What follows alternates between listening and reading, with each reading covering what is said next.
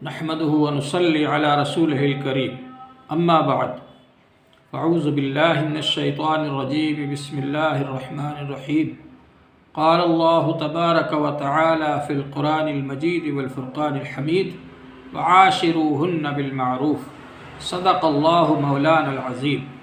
محترم حضرات، اللہ جل شانہ نے تمام انسانوں کو بنایا ہے۔ اللہ تعالی ہی ہم سب کا خالق اور مالک ہے۔ جس طرح سے اللہ جل شانہ نے مردوں کو بنایا، اسی طرح عورتوں کو بھی بنایا۔ عورتوں کا خالق اور مالک بھی اللہ تبارک و تعالی ہے۔ اللہ جل شانہ نے مردوں کو ایک خاص مقصد کے لیے بنایا، اسی طرح عورتوں کو بھی ایک خاص مقصد کے لیے بنایا ہے۔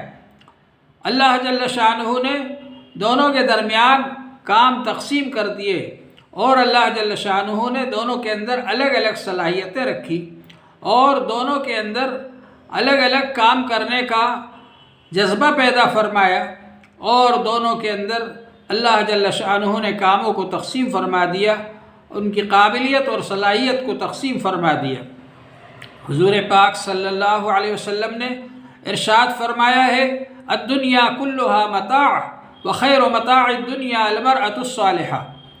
دنیا پوری کی پوری ہی برتنے کی چیز ہے، اور دنیا کی چیزوں میں سب سے بہتر نیک عورت ہے۔ اور حضور پاک صلی اللہ علیہ وسلم نے ارشاد فرمایا، ان المرأۃ اذا صلت خمسها واطاعت بعلها وصامت شهرها فلتدخل من ای ابواب الجنۃ شاءت۔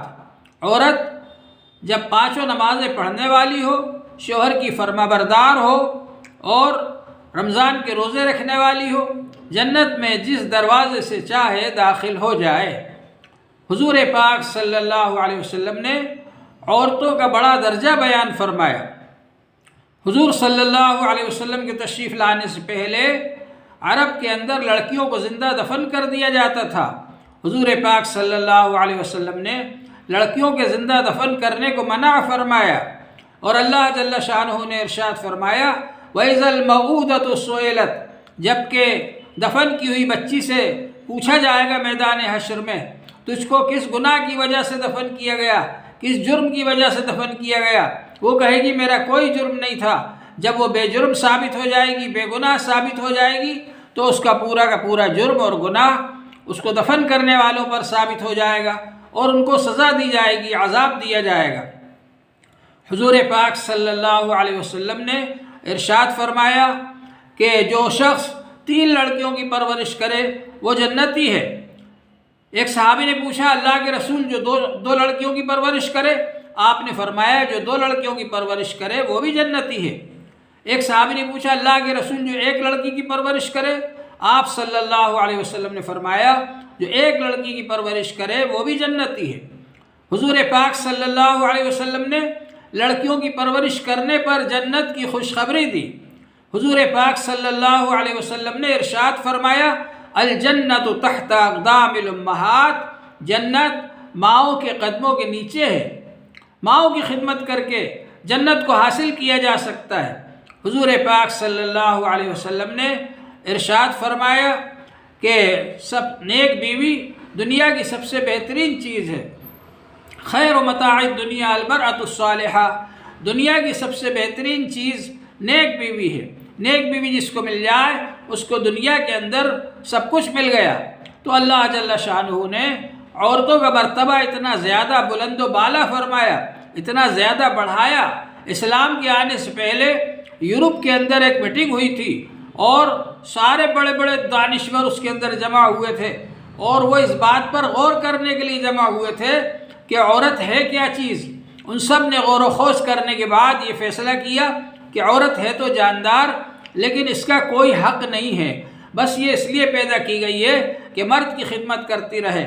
لیکن اللہ جل شانہ نے عورتوں کے حق مقرر فرمائے، اور مردوں کا بھی حق مقرر فرمایا، اور اللہ تبارک و تعالی نے ارشاد فرمایا، وَلَهُنَّ مِثْلُ الَّذِي عَلَيْهِنَّ، کہ ان کے لیے بھی تمہارے اوپر ایسے ہی حق ہیں جیسا کہ تمہارے اوپر ان کا حق ہے۔ تو اللہ تبارک و تعالی نے ہم کو اس بات کا پابند کیا کہ ہم ان کے حقوق کو ادا کریں، جو خود کھائیں وہ ان کو کھلائیں، جو خود پہنے وہ ان کو پہنائیں، اور ان کے ساتھ میں عزت کا برتاؤ کریں، اچھی طرح سے ان کے ساتھ میں رہیں۔ حضور پاک صلی اللہ علیہ وسلم نے فرمایا لا تضربوا اماء اللہ، اللہ کی بندیوں کو نہ مارو، مارنے سے بھی منع فرمایا حضور پاک صلی اللہ علیہ وسلم نے۔ تو اس کا اہتمام ہونا چاہیے کہ ہم معاشرے کے اندر اچھائی پیدا کریں اور بیوی بچوں کے ساتھ میں اچھے رہیں۔ حضور پاک صلی اللہ علیہ وسلم نے ارشاد فرمایا خیرکم خیرکم لأہلہ وانا خیرکم لأہلی، تم میں سب سے بہتر وہ ہے جو اپنے بیوی بچوں کے ساتھ اچھا برتاؤ کرنے والا ہو، اور میں اپنی بیویوں کے ساتھ تم سب سے اچھا برتاؤ کرنے والا ہوں۔ تو بیوی بچوں کے ساتھ میں اچھا برتاؤ کرنا ضروری ہے، خاص طور سے بیویوں کے ساتھ، اسی طرح سے بہنوں کے ساتھ، اسی طرح سے ماں کے ساتھ اور بیٹیوں کے ساتھ اچھا برتاؤ کرنا ضروری ہے، تاکہ وہ بچیاں بڑی ہو جائیں اور بڑی ہو کر کے ان کو یا تو رخصت کر دیا جائے، نکاح کر دیا جائے۔ حضور پاک صلی اللہ علیہ وسلم نے اس بات کی تعلیم دی کہ بچیوں کو تعلیم دی جائے، ان کو ادب سکھایا جائے، ان کی تربیت کی جائے، اور جب وہ بڑی ہو جائیں تو ان کا نکاح کر دیا جائے۔ اس کا اہتمام ہونا چاہیے، اور بچیوں پر ظلم و ستم نہیں ہونا چاہیے۔ دور حاضر کے جو مسلمان بچیوں کے اوپر ظلم و ستم کرتے ہیں، اور بیٹا بھی مارتا ہے اور بھائی بھی مارتا ہے اور شوہر بھی مارتا ہے، اس کی وجہ سے عورتوں کی حالت بہت زیادہ خراب ہوتی جا رہی ہے۔ اور بعض جگہوں پر جو لڑکیوں کے مرتد ہونے کے قصے سامنے آ رہے ہیں، اس کی ایک وجہ یہ بھی ہے کہ بھائیوں کا برتاؤ اپنی بہنوں کے ساتھ صحیح نہیں ہے، شوہروں کا برتاؤ اپنی بیویوں کے ساتھ صحیح نہیں ہے، اور باپ کا برتاؤ اپنی بیٹیوں کے ساتھ صحیح نہیں ہے۔ ہماری یہ کوشش ہونا چاہیے کہ ہم گھر کے اندر بھی اچھے رہیں، جس طرح سے باہر اچھے رہتے ہیں، گھر کے اندر خوش اخلاقی کے ساتھ میں پیش آئیں، گھر کے اندر نرمی کا برتاؤ کریں، گھر کے اندر ظلم زیادتی نہ کریں، گھر کے اندر مار دھاڑ نہ کریں، اور حسد نہ رکھیں، کینہ نہ رکھیں، بغض نہ رکھیں، سب لوگ مل جل کر کے رہیں، بھائی بھائی بھی مل جل کر کے رہیں، اور ایک دوسرے کی اطاعت کریں۔